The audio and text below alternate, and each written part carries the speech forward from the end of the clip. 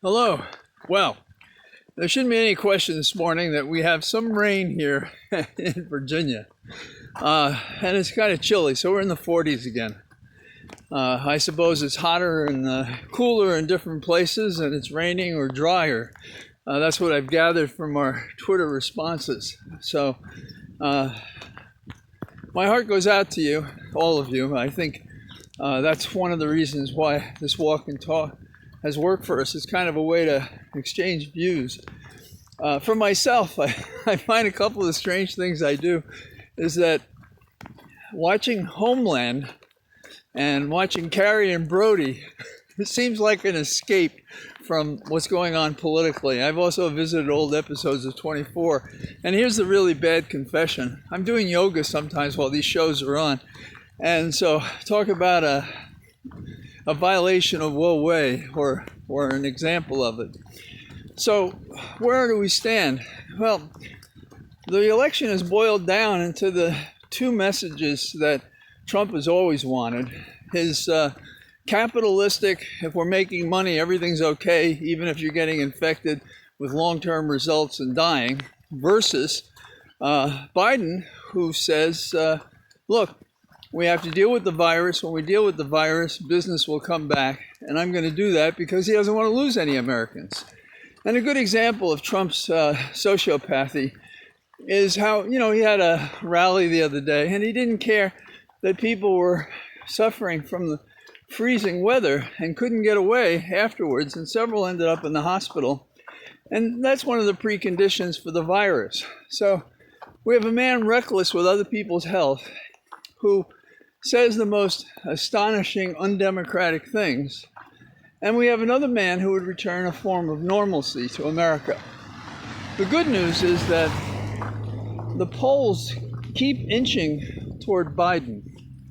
And I don't know this. I'd like to believe that there are a lot of people who will still come out and vote on Election Day, meaning that not all Democrats filed as I did or maybe you did, which is by mail, or took the ballot and went and put it in a box, as I did.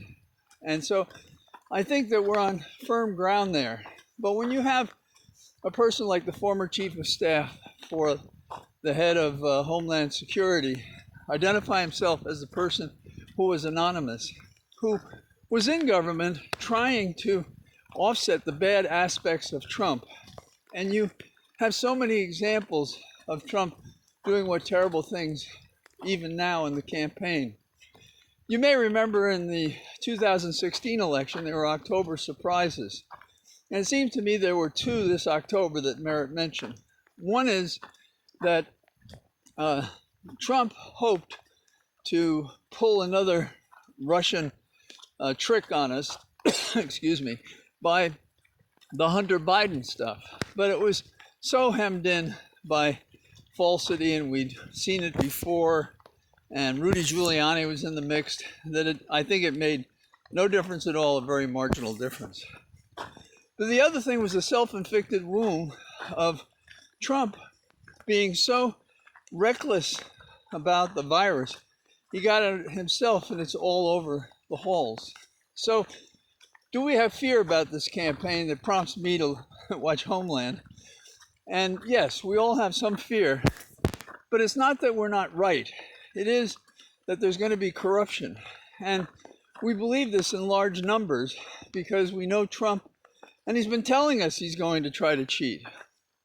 So our hope is that on Election Day, and I don't think it's an empty hope, that more people will come out, and maybe even on Election Day, we'll have results without counting the ballots, the mail-in ballots, that tell America that we're giving this guy the heave-ho. Now, it's getting so close to the election. What you have to do is continue to see if you can get a friend out. Do contribute, even though it's in the closing hours, because I have a feeling that no matter how good the results are for us, we're going to be in court, at least in the battleground states.